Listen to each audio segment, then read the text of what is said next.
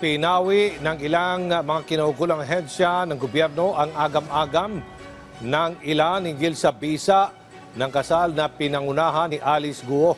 Ito ay dahil na rin sa questionable nitong citizenship at posibleng pagpapawalang bisa sa proklamasyon nito bilang alkalde. Si Melo Lesbora sa sentro ng balita.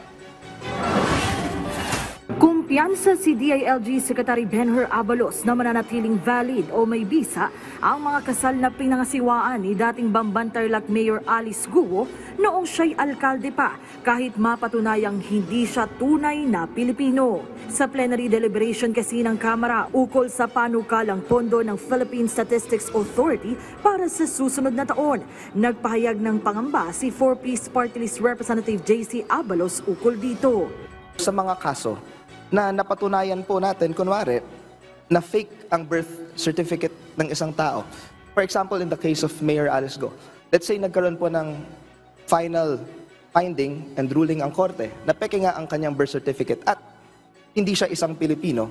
Matatandaan po natin na naging mayor po siya and isa sa mga kapangyarihan po ng mayor ay ang pag-solemnize ng mga marriages. Ano po yung epekto nito sa mga marriages na isinsolemnize niya? Kasi nakalagay po sa ating batas na kung walang authority to solemnize ang isang solemnizing officer sa isang kasal, void po ang kasal.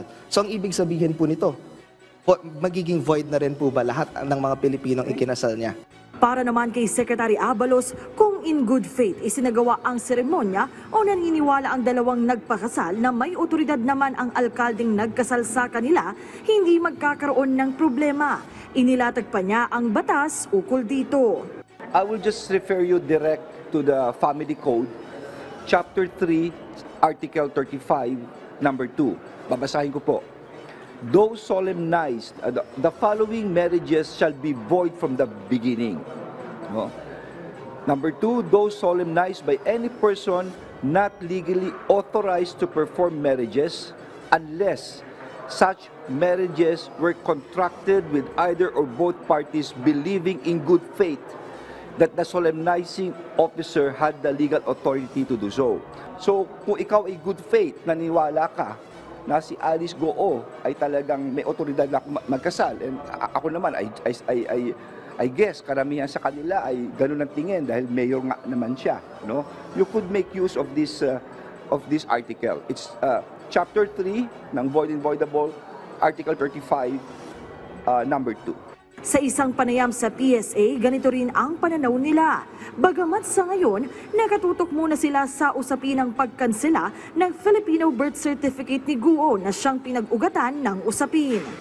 Mga lawyers namin, hinahanap nila kung ano magiging effect. Kasi may sinabi sila na provision na in good faith naman, not necessarily, but we will check.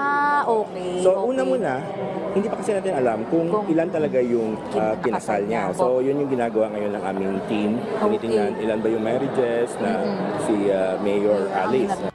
Maging si Solicitor General Menardo Guevara, naniniwala ring hindi naman magkakaproblema ang mga ikinasal ni Guo noong siya'y alkalde pa basta't ito'y in good faith. Bukas inaasahang isa si Alice Guo sa mga haharap sa pagpapatuloy ng pagdinig ng House Quad Committee ukol sa isyu ng illegal pogos at inaasahang mabubusisi rin ang usapin ng kanyang pagkatao. Ang aming inimbitahan ay si Attorney Harry Roque, si Cassandra Ong at saka si Alice Guo, si Go Waping at saka other personalities, si Mayor ng Pangasinan, kaya rin nung naimbitahan nila doon. No? Bakit namin iimbitahin sila? Kasi material din naman yung kanilang testimonya sa inumpisahan naming hearing tungkol sa illegal pogo. Hindi naman pwedeng bitin yung amin. Mela Las Moras para sa Pambansang TV sa Bagong Pilipinas.